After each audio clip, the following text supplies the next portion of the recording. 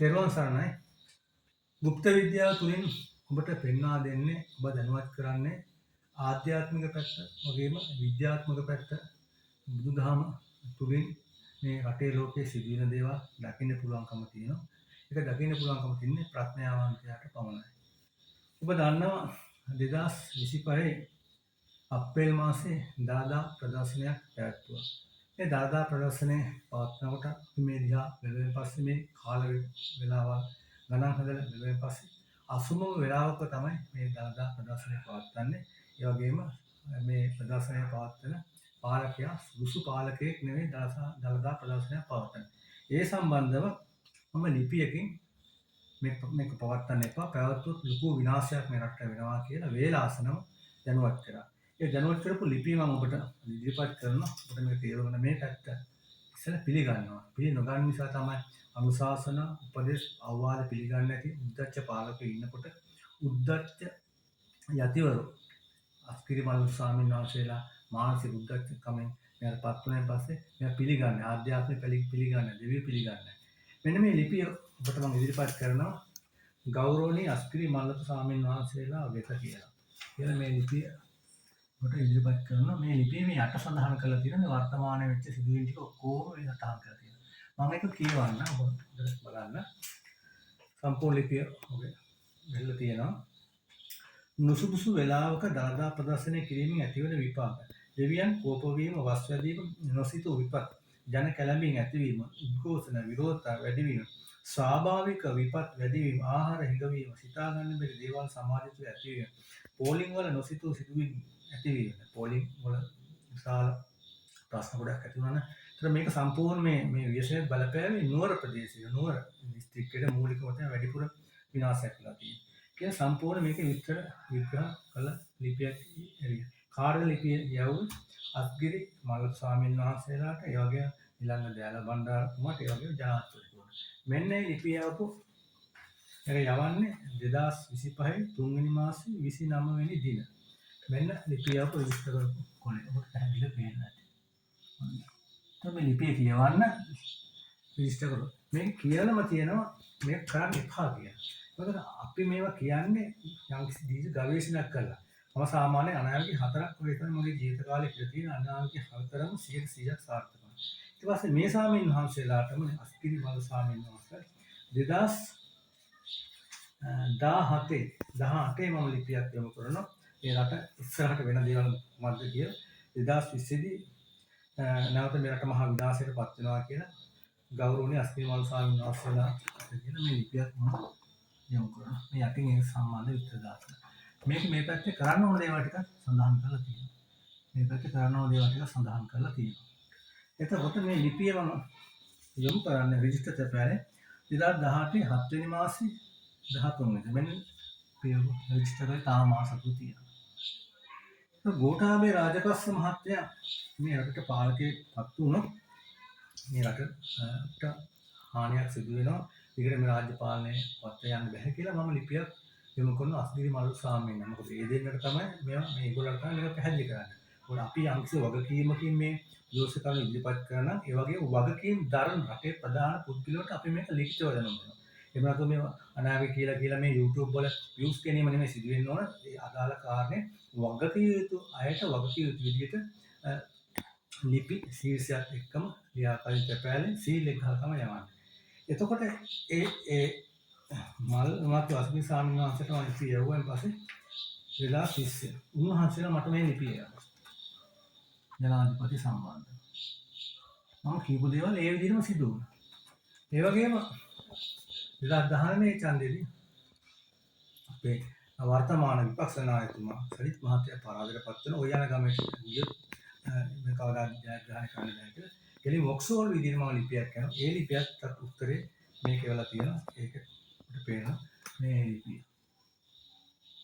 මේ වගේ ලිපි විශාල ප්‍රමාණයක් මේ හිටපු ජනාධිපතිවරුන්ට රටේ විද්වතුන්ට උගතුන්ට අපි යවලා තියෙනවා. ඒ හැම ලිපියකින්ම විද්‍යාත්මක ආධ්‍යාත්මික දෝෂ්‍ය ගවේෂණයක් කළා වගකීමක් ඇතුව තමයි වගකීම් ගන්න පුද්ගලයාට මේ ලිපිය යවන්නේ. අද වර්තමානයේ වෙච්ච දේ අපිට පේන්නේ රටක් පාලනය කරනකොට ලෞකික සහ ලෝකෝත්තර පැතිකඩ දෙකක් මේ දෙක මාර්ගය තමයි රට ගෙනියන්න ඕන. ඒක රේල් පීලි පීලි දෙක වගේ තමයි. නමුත් ලෝකෝත්තර පැත්ත ආධ්‍යාත්මික පැත්ත පිළිගන්නේ ලෞකික පැත්ත පිළිගන්නේ. ඉතින් ඒක ප්‍රතිඵලය තමයි එන්නේ. දැන් මේ මොහොත වෙනකොට බලාපොරොත්තු වෙන මේ අලුත් රටක් දුන්නේ ලස්සන රටක්, පොහොසත් රටක් කරන්න කියලා. මේ මොහොත වෙනකොට සෑම ක්ෂේත්‍රෙම කුසීකර්ම ක්ෂේත්‍රේ විශාල වශයෙන් බිඳවැටලා තියෙනවා. ගන්න දෙයක් නැහැ. අද මේ මොහොත වෙනකොට මාණ්ඩවල මිල, එළවලු මිල දහස් පැනලා ගිහිල්ලා තියෙනවා. ඒ වගේම ඇලවේ, බෝක්කු, පාලම් ඒවා විනාශ වෙච්ච ප්‍රමාණය කෝටි ප්‍රකෝටි ගණන්. ඒව නැවත හදන්න ඕනේ. මේවා වෙන්න කලින් තමයි මේවා කරන්න ඕන දේවල් තමයි අපි දැනුවත් කරලා මේ ලිපි වලින් උන්වහන්සේලාට සහ ජනාධිපතිට දෙනොත්. මොකද ඒගොල්ලෝ ලෞකික දේ පිළිගත්තර ලෝකෝත්තර ආධ්‍යාත්මික දේ පිළිගන්නේ නැහැ. මුලින් ඉඳලා මේක තමයි ලංකාවේ අදත් මේක පිළිගන්නේ නැහැ. දැන් 2026 වර්ෂ ලැබෙන 2026 වර්ෂ මේක වැඩි විශාල දේවල් සිදු වෙනවා. මේක විද්‍යාත්මක පැත්ත මම ඉදිරි වීඩියෝ එකේ පැහැදිලි කරලා දෙන්නම්. මොකද මේක ආධ්‍යාත්මික පැත්තනේ පිළිගන්නේ නැහැ. මොකද මේක විද්‍යාත්මක පැත්තකුත් තියෙනවා. විද්‍යාත්මක පැත්ත මේ කොහොමද වෙන්නේ? මේ චිත්තසරණ කොහොමද බලපාන්නේ? මේ විශ්වයේ තියෙන පඨවි, ආපෝ, තේජෝ, වායු ස්කන්ධාවලට වෙනස් වෙන්නේ කොහොමද? කියන්නේ චිත්ත නියාමයේ, කර්ම නියාමයේ, බීජ නියාමයේ, ඍතු නියාමයේ ධම්ම. මේ නියාම ධර්ම පහට කොහොමද වෙනස් වෙන්නේ මේ ලෝක ධර්මතාවය විදවැඩෙන කොහොමද? බුදුන් වහන්සේ සෑම අවස්ථාවේදීම යම්කිසි ප්‍රශ්නයක්, ගැටලුවක්, දුකක්, වේදනාවක් හට ගන්නකොට ඊට කලින් එතෙන්ට වැඩලා එතන ගිහිලා ඒකෙන් බේරගන්න. අපිත් කරන්නේ ජෝතිෂ විද්‍යාව හරහා යම් සිදුවීමක් අනාගතයේ සිදුවෙනවා. ඒක දැනුවත් කරන මෙන්න මාර්ගය මේක මෙහෙම දෙයක් වෙනවා. මේකෙන් මුදව ගන්න කියලා දැනුවත් කරනවා. නම් මායමකටවත් එක බිඳුවකට සතයකටවත් මේ ඉන්න වර්තමාන පාලකයෝ වර්තමාන යතිවරු ඉහළ තලයේ ඉන්න ඔය අස්ගිරි මල්ලොත් ස්වාමීන් වහන්සේ යතිවරු කවදාකවත් මේ ඒක ලෞකික පැත්තේ සැප සම්පත් විඳින්නේ පංච කාම සම්පත් විඳින්නේ නිසා ඒකේ ප්‍රතිඵලය අද දකින්න පුළුවන්. අද විශාල මේ සත්ත්ව මනුෂ්‍යයා ගැන අපි කතා කරනවා. බලන්න කොතරම් තිරසන් සතුන් බල්ලෝ බලල් සතුන් හරකුන් කුඩා කෝවින් ඇතුළු විශාල කෝටි ගණනක් අද මරණයට පත් වෙලා තියෙනවා. මහා වේදනා සහගත මරණයට පත් වෙනවා. ඒ වගේම අපි කවුරුත් දන්නවා බොහෝ අය පස් කඳුවට යටවලා තියෙනවා. පස් කඳුවට මිනිස්සෙක් යටවලා කොච්චර වේදනාවක් කළා තමයි එමෝෂියා හුස්ම ටික පිට කරගන්නේ. ඒවා දැකපු අපි මෙයා පැහැදිලි කරලා තියෙනවා. අපි පොඩි මිනිස්සු කිව්වට නමුත් පොඩි මිනිස්සුන්ගේ අභ්‍යන්තරය අපි යමක් දකිනවා. දීර්ඝ කාලයක් ගවේෂණය කරලා පරිශීලනය කරලා බණ භාවනා කරලා තමයි මේ. ඒකට තාත් ජෝසි මහත්මයා දැකලා පෙන්වු කළ දෙයක් තියෙනවා. හැබැයි පෙන්වු කළ දුන්නට මෙන්න මේ රාජ්‍ය පාලකයෝ ඉහළ තලයේ ඉන්න පාලකයෝ මේවා කවදාකවත් පිළිගන්නේ නැහැ. දැන් ඒක ප්‍රතිඵලේ දකින්න. හැබැයි 2026 වර්ෂෙත් මේක වැඩි විශාල මම මේ කියපු අනාගතේ ටික අනිවාර්යයෙන් 2030 දක්වා වළංගුයි. ඒ නිසා අනිවාර්යෙන් මේ රට දැන් ගිනියයි යුත්තේ මොකද ආධ්‍යාත්මික පැත්තයි නැත්නම් ලෞකික පැත්තයි මේ දෙක රේල් පාරේ ගිනියන විදිහට තමයි ගෙනියන්නේ. ඒක එහෙම නැතුව ලෞකික පැත්ත විතරක් අරගෙන ලෝකෝත්තර සහ ආධ්‍යාත්මිකට බැහැර කරලා ගියොත් මේකට තවත් විනාශයටපත් වෙනවා. මොකද අපේ බෞද්ධ රට අපේ සිංහල රට මේ ලංකාව කියන එක විශේෂ රටක් මේ පෘථිවියේ තියෙන. ඒක තේරුම් අරගෙන මේ යතිවරු විශේෂයෙන් මේක ජනාධිපතිතුමා දැනුවත් කරන මේ යතිවරු ප්‍රධාන යතුරු දෙන්න නුවර සිටිනවා. වැඩිපුර හානි වෙලා තියෙන්නේ මේ නුවර ඉතිරි නිසා ඔබ දැනුවත් කරේ තේරුම් ගන්න ආධ්‍යාත්මය මගේ ලෝකෝත්තර පැත්ත තේරුම් ගන්න බුදුදහම තේරුම් ගන්න බුදුන් වහන්සේ විශාලා මහනුවරට මොනට වඩින්නේ විශාලා මහනුවරට වඩිනකොට විශාලා මහනුවර සුද්ධ වෙනවා. අද වර්තමානයේ සාමින් වහන්සේලා දිනපතාම විවිධාකාර බණ කියාගෙන පිටිපස්සෙන් ඉවිසන හඹාගෙන යනවා. ඒ වගේම ගත්තන් පස්සේ ජයසිරි මහ බෝධියට රුවන්වැලි සෑයට විශාල පුද පූජා දහස් ගණක් කරනවා. ඒ වගේම නුවර දළදා මහසේට විශාල පුද පූජා දහස් ගණක් කරනවා. දෙවියන් කෝයේ දෙවියන්ගේ පිහිට. නමුත් ඒ තැන්වල සීලම දෙවියෝ ඉවත් වෙලා තියෙනවා. මිත්‍යා දෘෂ්ටි අක්ෂර භූත අනුස්සත තමයි තියෙන්නේ. ඒ මිනිස්සු අධර්මයට පත් වෙනකොට රාගෙන් දේශෙන් තණ්හාවෙන් ආසාවෙන් බැඳෙනකොට මේ විදිහට ආධ්‍යාත්ම දේවල් සම්පූර්ණ විනාශ වෙලා නැතිලා ඈත් වෙලා යනවා. ඒක තේරුම් ගන්න. තේරුම් ගැනීම කියන්නේ කෙනෙක් දෙන අවවාද, අනුශාසනා, උපදෙස් පිළිගන්න නැති වුණාම තමයි ඒක ප්‍රතිඵලය තමයි අද සියලු දෙනාට විඳින්නලා තියෙන්නේ. සෑම කෙනෙක්ම හඹාගෙන යන්නේ වස්තුව, ධනය, බලය පස්සේ. ඔබට මේ පැහැදිලි කරේ ජෝතිෂ විද්‍යාව පිළිගන්න නම් ජෝතිෂ විද්‍යාවෙන් නිවැරදි වැඩ ගන්න නම් ඒ පිළිබඳ ගවේෂණය කරන විචාර බුද්ධියක් තියෙන ඒ වගේම මේ සම්බන්ධ ගැඹුරු දැනුමක් අවබෝධයක් තියෙන බුදුදහම සමග බද්ධ කරලා මේ ජෝතිෂ විද්‍යාව දකින්න පුළුවන් කෙනෙක් කියන අනාගතේ නිවැරදි මම අනාගතේ 4ක් හරි 5ක් හරි තමයි කියන්නේ එක් කීපෝ ඒ ආකාරයෙන් සිදුණා 2017 අගෝස්තු මාසේ 7 වෙනිදා මම අනාගතය පළ කරන එක ඔක්කොම විස්තර මහතු තියෙනවා කොරෝනා වසංගතේ තමයි වෛරස් රෝගයක් වෙනවා කියලා ඇමරිකාවට බලපාන ඉන්දියාවට බලන පළමුව යන අනකින් පැහැදිලි.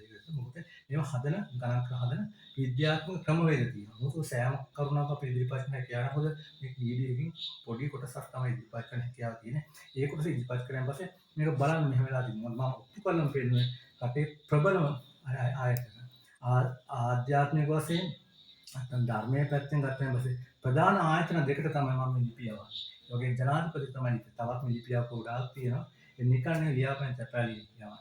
ඒගොල්ලොත් මේක පිළිගන්නේ නැත්නම් සාමාන්‍ය මිනිස්සු මේක කොහොමවත් පිළිගන්නේ නැහැ. මේ අවසාන වශයෙන් කියන්නේ 2026 27 28 29 30 වර්ෂය දක්වා තමයි මේ අපි ගණන් හදලා තියෙන්නේ. රට වෙන්නේ මොනවද කියලා පැහැදිලි කරලා කියලා තියෙනවා. ඒතර මේ රට ගෙනියන්න ඕන මාර්ගය කුමක්ද කියලා ආධ්‍යාත්මික සහ ලෞකික සහ ලෝකෝත්තර මාර්ග දෙක තේරුම් අරගෙන හරියට මිනිසුන් හරියට පාරේ ගෙනිච්චොත් මේ රට ගෙනියන්න පුළුවන් කවුද නැත්නම් ලස්සන රටක් තෝරලා හිටන්නේ දුර්භාග්‍ය අවාසනාවන්ත දුක්ඛිත රටක් තමයි රාජ්‍යයක් තමයි අපිට ඉතුරු වෙන්නේ.